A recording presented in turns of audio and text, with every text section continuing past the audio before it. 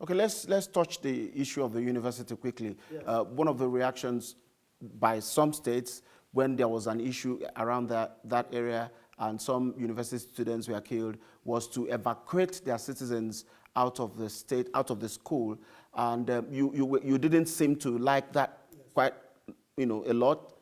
Tell us, what was your reason? What was your reason for disliking it? Because a lot of people will argue that in a situation like that, people are being killed. The first responsibility of states is to safeguard their own people. Yes.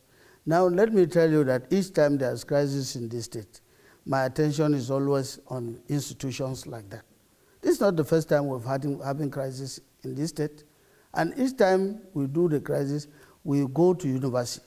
If not for the regulations that you are not supposed to prepare or put an outpost within a university. I told them I want to put an outpost, but there is a decree.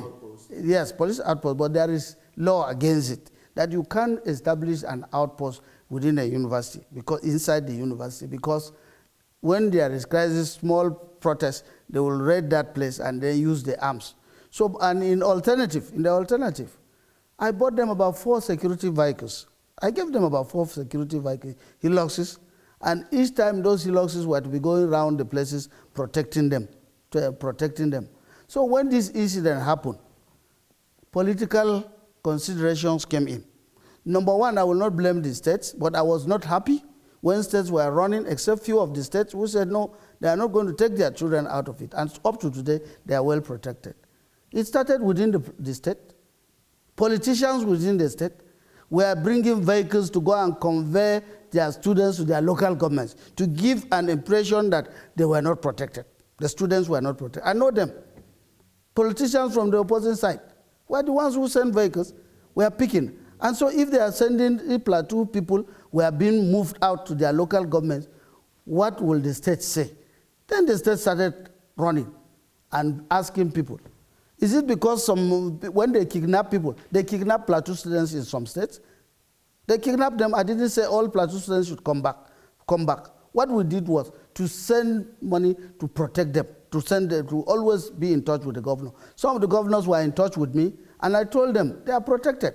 Those ones that went out and were killed, it was the thing that happened within a sporadic moment, and some of them were running out of ran out of the campus.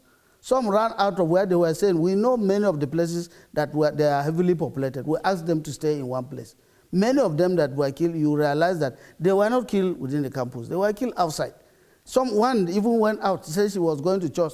They told her, don't go to church today. Things are happening like this. She went to church and she didn't come back. That does not mean that we are not covering University of Jos. It's my university. I'm jealous about it, very, very jealous about university. But I've asked them, and they said they are coming back. I said, yes, we are putting everything. Very soon, they will come back to the place. They come back to their campus.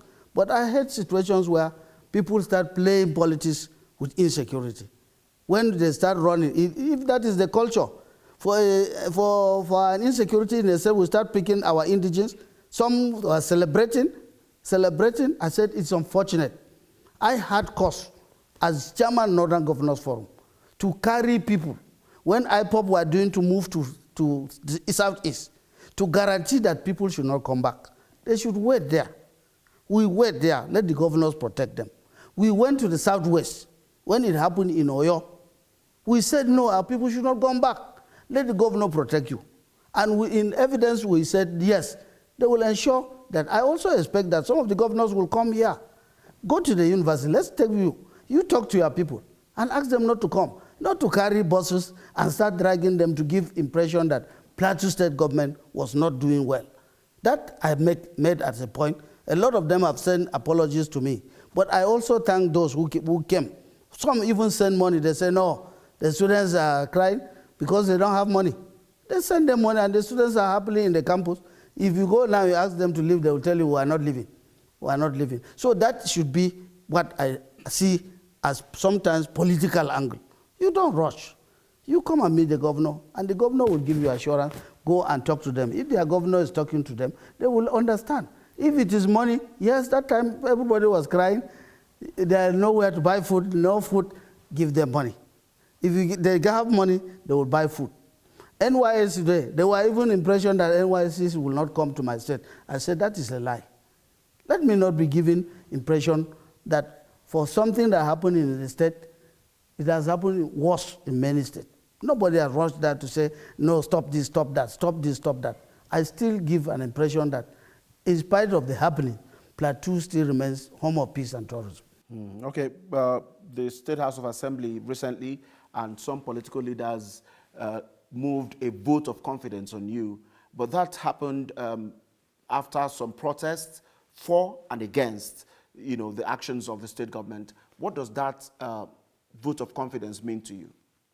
Well, the vote of confidence is not only today, because many people in Plateau are aware.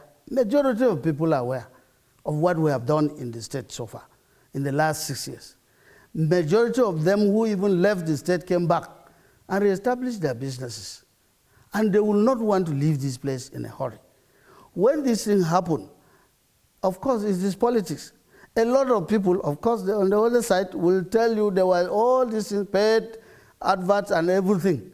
Some things that never happened, carrying dead bodies, running around, all were done by sometimes mostly opposition. I must say that, because we watched them on television. Now, giving the impression that it was Plateau people. It was when Plateau people realized that, look, some people are trying to destroy our state. Some people are trying to give an impression that for a crisis in the state, it means that the state must go on the state of emergency. That's what some of them were calling for in the state of emergency. Some were even asking.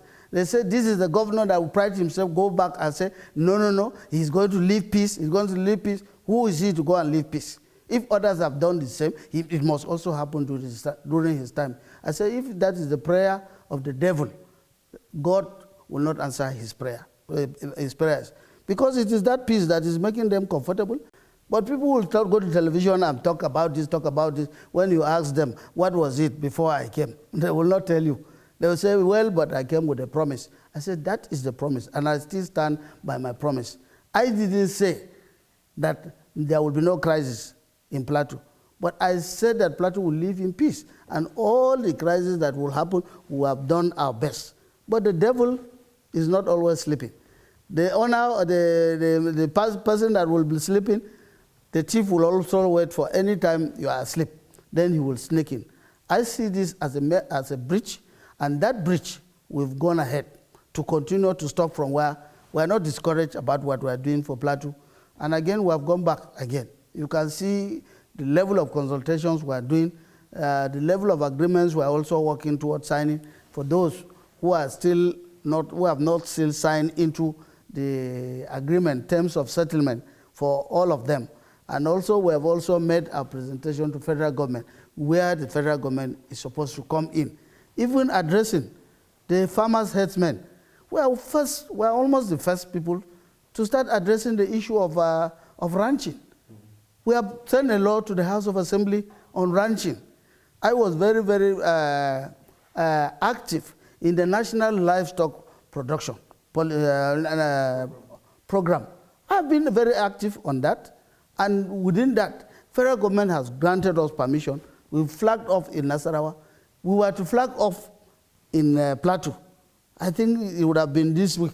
Okay, we'll come back to that issue of open grazing and the related issues. Yes. But let's touch a matter that you mentioned, that is the state of emergency. A lot of people worry why government taking serious action against insecurity should be of concern, because perhaps the experience that this state had the last time it happened, you were the speaker. Yes. And it affected, it resulted in the suspension of democratic institutions. Yes. But a lot of people believe that that's an aberration, that democratic institutions shouldn't be affected even when there is need to have a state of emergency against insecurity. What's your thought? You are a lawyer too. Yes, I think people quickly, they will always not remember who fought for certain things that today people are enjoying in Nigeria. I've had periods where people go to court, to Supreme Court, to fight for certain things. People come to benefit, and when they benefit, they don't remember that some people made the sacrifice to go to Supreme Court. to fight against it. As a speaker, I was pressured to be the one to write to declare state of emergency in Plateau State. But I saw the nature of that state of emergency, and I said, as a lawyer, I will not agree to declare state of emergency for the purpose of dissolving democratic structures. The purpose of state of emergency is very clear. The meaning of state of emergency is very recently. The U.S. declared state of emergency in Los Angeles. They didn't say they will dissolve the democratic structures, but that was the attitude. That was the political angle of the state of emergency. And today, whether they like it or not, because we fought against what happened in Plateau, nobody is doing that again in the state. Otherwise, that would have been that state of emergency that politicians will be calling for. And I think up to this moment, that is what some politicians are still thinking.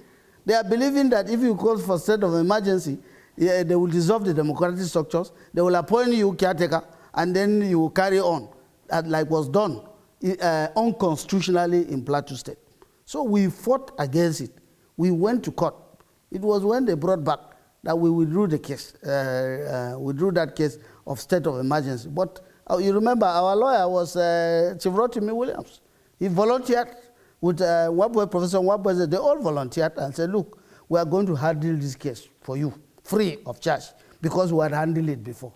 And because of that, the president, I am sure, chickened out and then quickly restored us back to democratic structures.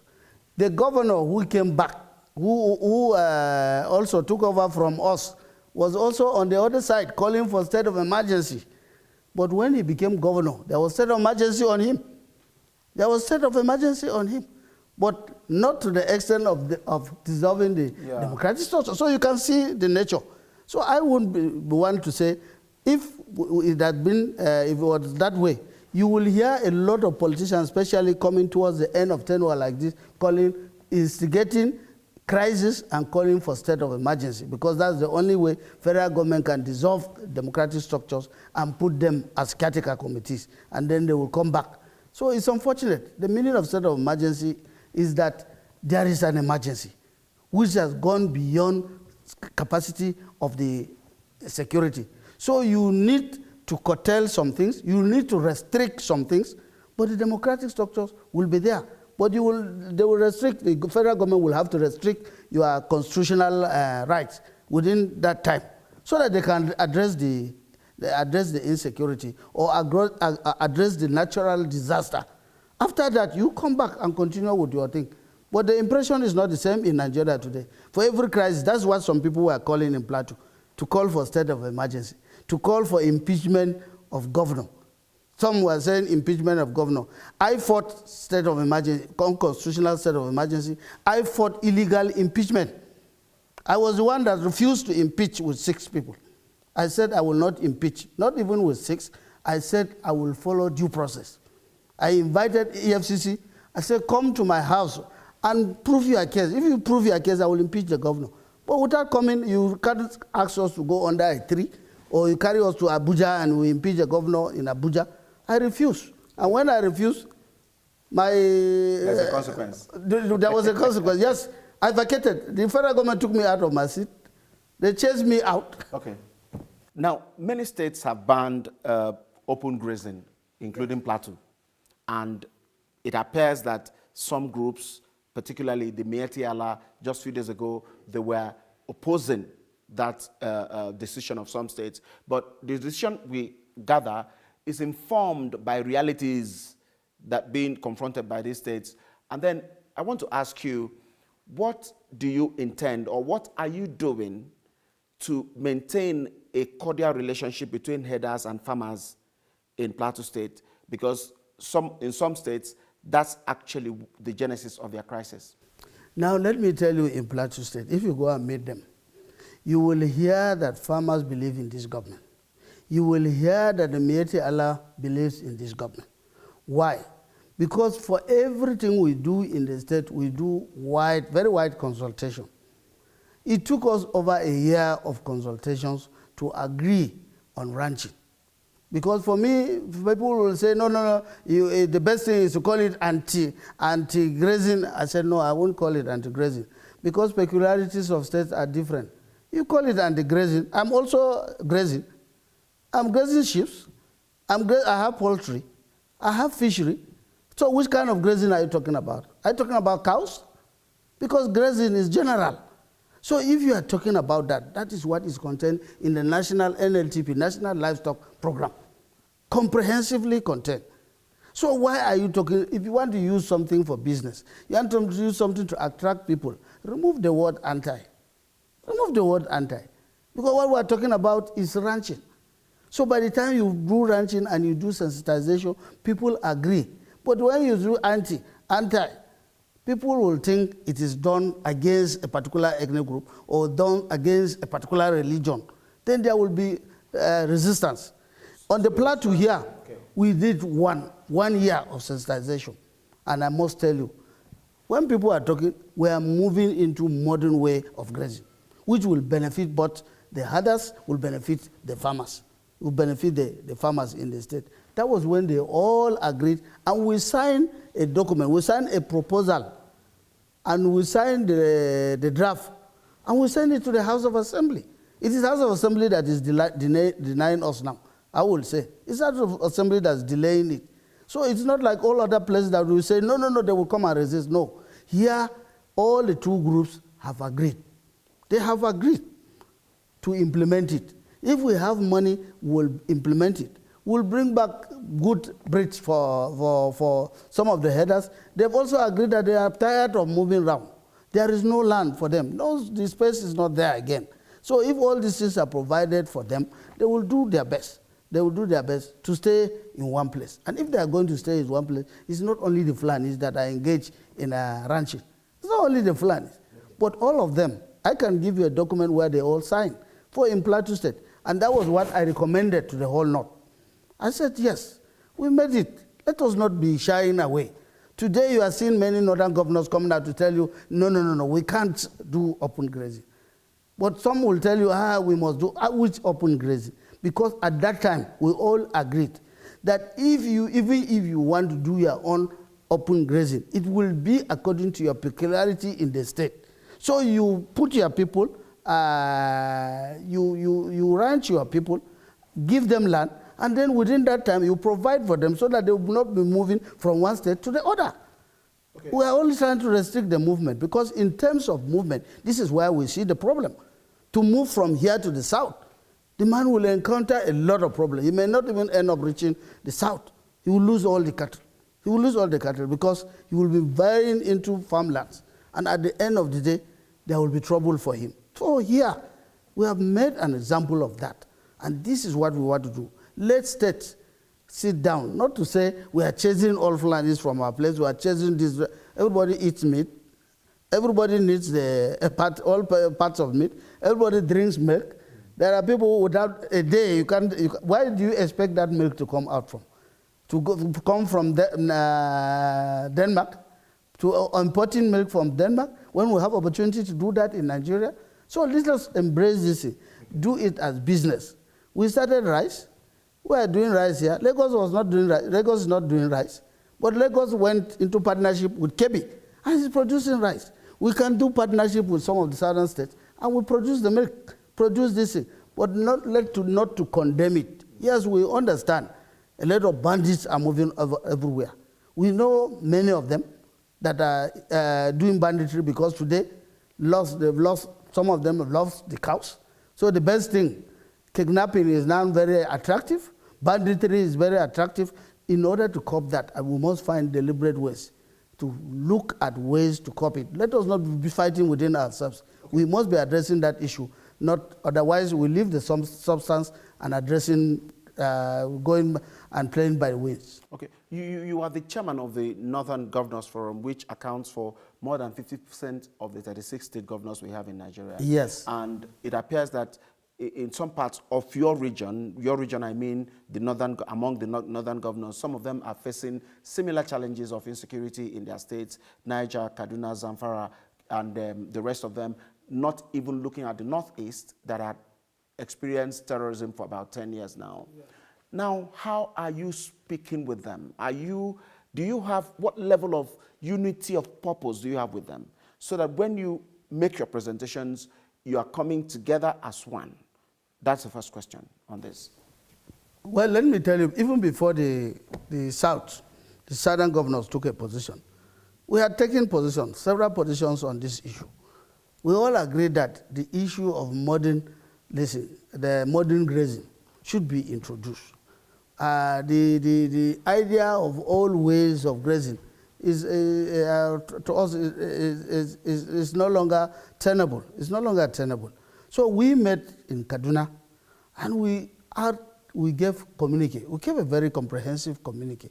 And what we did was for every part of the North to go back, sit down, and look at ways of addressing these issues.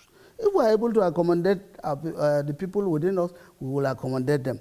We also appeal to those southern governors to see ways of addressing some of them. Because without, some of those people cannot just be chased overnight. If you have ways of addressing them, small place, you can get the place and organize a kind of ranching settlement for them and give them.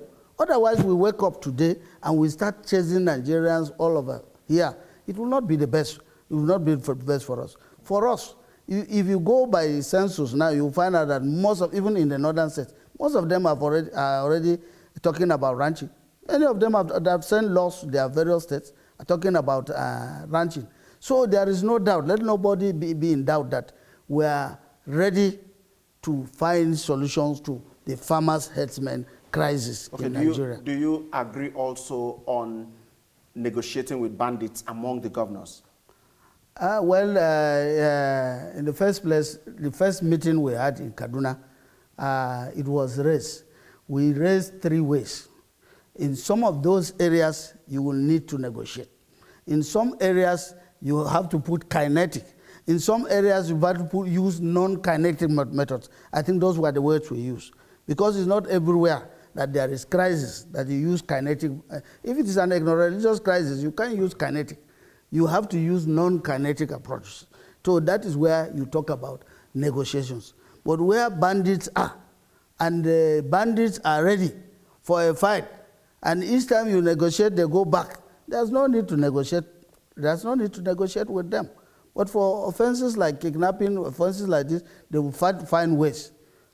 If it is poverty, then find ways of addressing that poverty. And then if the people can be reformed, you bring them back and find ways of reformation. But as it is now, at the level of banditry, you don't even know those people. And if whether they will even agree to come out. Every time, we have seen evidence of some of them who were reformed, then went back again. And they got killed or they were arrested from that place. Okay. Before we let you go, you'll be leaving office as the state governor maybe in the next 2 years. Yes. What you're going to do next, we do not know. But let's ask you, what are you going to tell your people of Plateau about the kind of state you intend to leave in the next 2 years? Well, first of all, I've given assurance to people of Plateau State that yes, I inherited crisis, a state that was a serious crisis. But by God's grace, we are going to leave a state of home of peace and tourism. I've also told them that we have done a lot of things today called legacy projects of our administration. By God's grace, in terms of education and health facilities, we've done a lot. We've done a lot. And by God's grace, if we are able to leave those things in Plateau, would have left a very, very good legacy for the people of Plateau State. And the last one is that we are going to leave a state of tolerance, huge tolerance. Tolerance because in this state, a lot of people want to come and stay because of weather. That's why we are saying we are a state of tourism. So allow them, provide the atmosphere for Nigerians, non-Nigerians to come and live in peace. The only good thing is that once you provide, those people who are coming must also agree to come and be of good behavior while they live here. Because issue of good behavior pertains to even non-foreigners, non-indigents, and indigents in the state. Because it is through that way that the economy of Plateau will flourish. So by God's grace, those are my prayers. And with the cooperation I'm getting from my people, with the support I'm getting from spirited Plateau people, we will leave that legacy to the people of Plateau State in 2023. That's a very fine place to leave it, and we want to thank you for sparing your time from your very busy schedule to grant us this interview, the Executive Governor of Plateau State, Simon Lalong. Thank you very much. And to you that watched, we appreciate that you spent time to watch this interview. Let's do it again. Thank you so much for watching.